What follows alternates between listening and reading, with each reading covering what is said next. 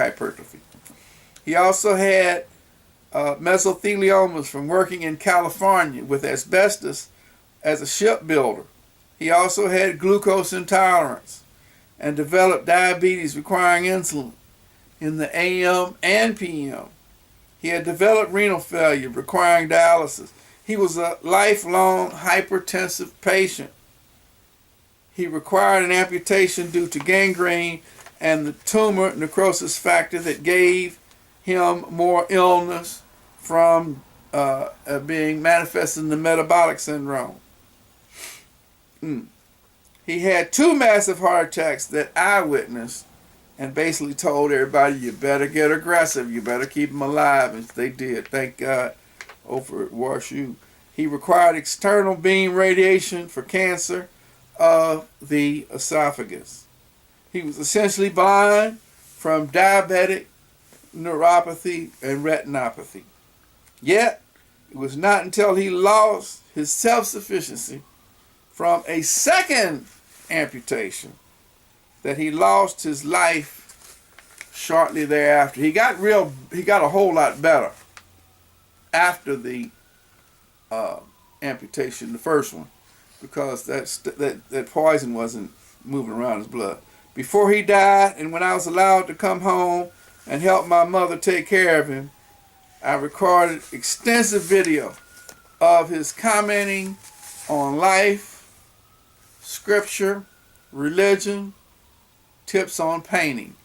And if I have my way, you all will be able to get to meet him through the technology of video.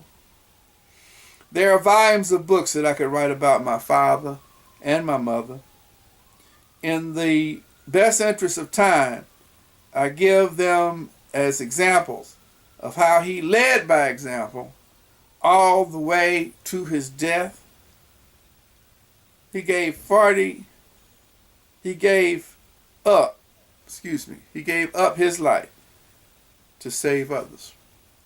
Thank God for RCA, Panasonic, and Sony allowing the common man to be videographers. Praise his holy name.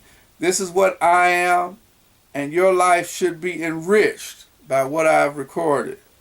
This is particularly true whatever my father put his hands on, guess what? It turned to gold. I thank my God that I had him for 83 years and that I had him, period. I am thankful that he did not have to endure the fact that his son would soon become a convicted felon under questionable circumstances, evidence, and persecution and prosecution. Thank you for being such a captive, well, not a captive audience. Thank you for being such a patient audience and listening to this reading. This is getting close to the end, and I'll probably be injecting other things to it, but I think that might be the end and the last chapter that I'll make so that we can transition into some of the other media devices that we have. Thank you, over and out, and we love you, and guess what?